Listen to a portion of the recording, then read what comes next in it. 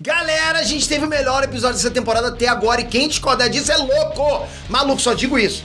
Não é porque a Rukia mostrou uma das bancais, assim, mais top, mais incríveis do anime e venceu o Quinch mais sinistro de todos, a Rukia, galera.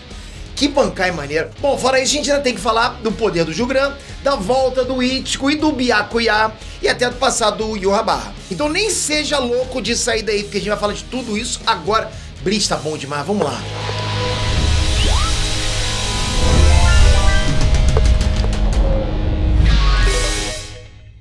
O bom do jovem é viver como se não tivesse amanhã, né? É tipo eu vivo assim. Mas se tudo der certo, o amanhã vem sim, ok? Então é bom você tirar um tempinho pra construir teu amanhã e tem 3 coisas que você tem que plantar hoje pra colher no futuro, ok? Com certeza. A primeira é o conhecimento, a segunda é o trabalho e a terceira é investir. E eu vou te dar uma dica aqui de investimento que você vai curtir. São as stablecoins. Elas são criptoativos atrelados a outro ativo, que podem ser moedas normais, como o dólar, por exemplo, ou metais preciosos, ok? A vantagem é que elas não ficam no sobe e desce de preço igual as outras criptos. É aí que você tem que conhecer a Tether. Ela é uma das stablecoins mais populares que existem e ela mantém a proporção de valor de 1 para 1 com o dólar, ou seja, 1 Tether igual a 1 dólar. Sabia dessa? Então, para você saber tudo das stablecoins e Tether e começar a investir nelas, vem aqui, abre sua conta grátis na Binance. Ah, ainda tem $600 de bônus e negociações para você pronto. Tá lá, agora é com você. Bora tirar um tempinho e garantir o amanhã, né? Porque ele vai chegar, ok? Vem, Net Trunks, Peter aqui, tá bom demais. E galera, mais um episódio épico pra conta. E pode botar épico aí. Bota épico. Pensa na palavra épico. Pensa no significado de épico. Tá isso aí. Vocês estão assistindo? Pô, vocês estão dando mole pra caramba. Vocês não estão assistindo, ok? Porque os outros episódios até agora tinham sido bons. Esse veio pra jogar barra, o padrão e da mar pra cima e mostrar que é assim que se faz uma luta de verdade. Quer uma luta boa? Porra, assiste essa. Peter, mas nunca vi Bleach. Beleza, nunca vi o Bleach. Vai lá e assiste só essa luta. Nada de Capitão Mequetrefe sendo feito de bobo, nada de luta apressada. Dessa vez foi uma luta que mostrou Capitão sendo o que ele deve ser. Sabe, um cara casca grossa, um cara de respeito. O cara que você olha e fala, porra, esse cara é brabo.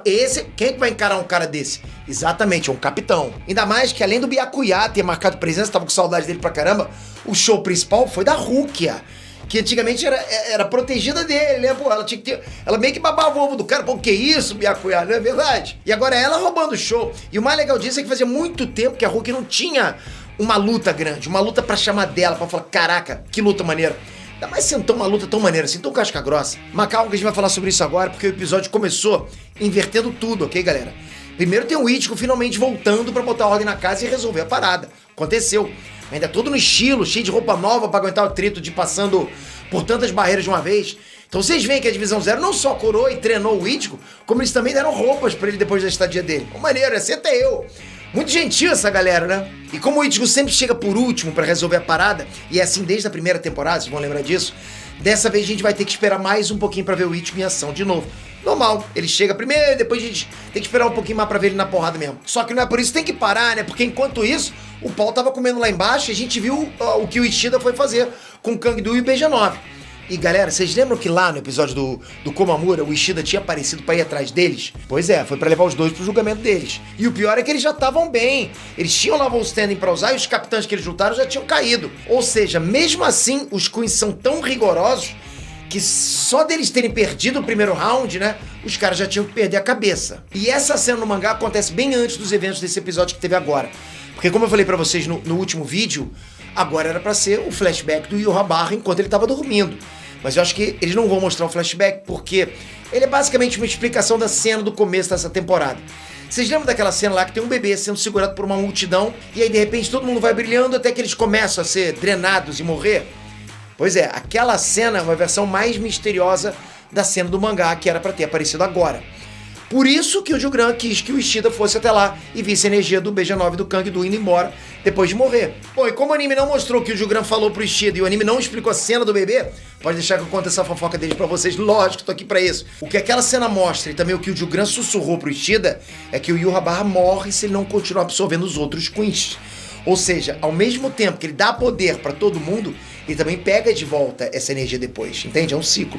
Sabe aquelas histórias que o diabo oferece um pacto e a pessoa paga com a alma depois do que ela ganhou, do que ela pediu pro diabo? Pois é, exatamente isso aí. É um pacto, o Yurabara é um diabo. Por isso que aquelas pessoas ficavam mais fortes depois, eram drenadas e morriam. Porque o Yhwach, quando era bebê, não ouvia, nem enxergava, nem falava, nem nada. E aí, conforme ele foi absorvendo os outros, ele foi ganhando mais força e ganhando os sentidos dele, até ele ficar forte o suficiente pra até se inscrever no canal e deixar o like. Ah, galera, pô, te peguei, né? Um ponto bom, né? Aproveita e dá um likezinho, né? Se inscreve no canal, obrigado. Mas, voltando aqui, galera, porque se o Yhwach parar com isso, ele vai voltar ao ponto de um bebê cego, surdo e mudo. Entende? Ele vai retroagir, Benjamin Franklin não. Não, Benjamin Franklin não, Benjamin Button. Enfim, vamos lá, acontece. Você não viu nada. E foi por isso que o Jugran contou pro Ishida, que deixou ele chocado. Com certeza os japas pensaram que nem precisavam explicar, porque o Ened já ia explicar pra galera. É ou não é? Tô aqui pra fazer isso. Só que uma coisa que o episódio já mostrou foi o poder do Jugran. E aí a gente entende por que ele é tão casca grossa. E isso é porque a letra do Jugran é a B, o The Balance, né? E ele consegue converter uma coisa boa em uma coisa ruim. Então, já que o Kangdu teve a sorte, né, de sobreviver ao ataque do Jugran por transformar o corpo em ferro, ele converteu essa sorte em infortúnio. Então, se alguma coisa boa acontecer com o inimigo, ele consegue inverter para um evento ruim e vice-versa. Ou seja, é um dos motivos pelo Jugran ser quase invencível. Que poder absurdo! Mas agora sim, galera, a gente precisa falar sobre esse show que foi essa luta da Rukia. Porque mesmo sabendo que a luta seria boa, eu confesso que eu não imaginei que seria assim tão boa. Um dos motivos é que essa luta é uma que, se você não viu com fone de ouvido, eu recomendo que você veja, porque ela teve essa pegada mais de terror e fez toda a diferença. Dá muito mais imersão, entende? E foi irado que só a presença do Asnot chegando já fez a Rukia começar a ter alucinações de tão sinistro que ele é. O cara vai chegando, entende isso? Só a presença do cara. E o poder dele, então, pô, nem se fala o poder do cara. Porque os espinhos do Asnot soltam medo dele na pessoa, e só de encostar na pele a pessoa já era. Depois que ela fica na influência do medo dele, ela começa a sofrer todos os efeitos mais sinistros de tá borrada de medo. Exatamente. Garganta seca, o corpo tremendo sem conseguir acertar o Asnot e vendo os piores medos dela acontecendo. Então não consegue nem se focar em nada. Entende? Por isso que eu não consigo nem lutar praticamente. E isso, é claro, não no caso da Rukia, galera. Pelo menos não no começo, porque ela é tão braba que agora que dominou o poder dela, o poder mesmo, ela consegue reduzir a temperatura do corpo dela e continuar ativa como se fosse um cadáver ambulante. Cara, que absurdo. E só isso já era um up muito grande no poder dela. Só isso aí. Tanto que ela venceu o primeiro round rapidinho.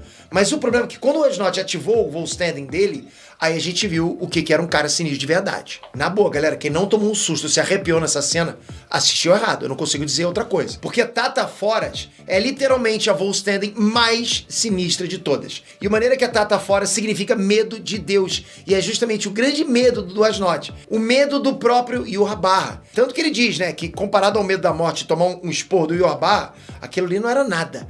Ou seja, se ficar à beira da morte, não era nada perto da bronca do cara. Imagina como o Yhwach é. Só que mesmo conseguindo usar o medo dele pelo olho da Rukia, o Byakuya volta pra salvar o dia. E dessa vez a Shikai do Byakuya ficou tão forte, Shikai, ok? A Shikai ficou tão forte que tá no nível da Bankai antiga dele, galera. A Shikai foi pra cá, imagina a Bankai que foi empurrada. É realmente outro nível agora, a gente tá vendo o time skip, né? Não foi time skip, mas foi um gap de um hiato do anime que voltou todo mundo muito uma casca grossa. E acho muito maneiro, galera, ver que o Byakuya tá tão tranquilo assim, tão casca grossa.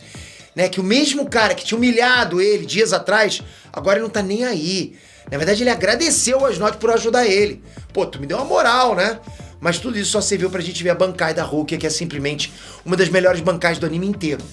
É uma das que eu boto assim, se eu tiver que fazer um top 10, boto ela com certeza, nesse top 10. Fora a cena irada dela congelando até o céu. A Rukia usou 0 absoluto numa escala insana. E na boa, galera, aquilo ali venceu 99% do anime.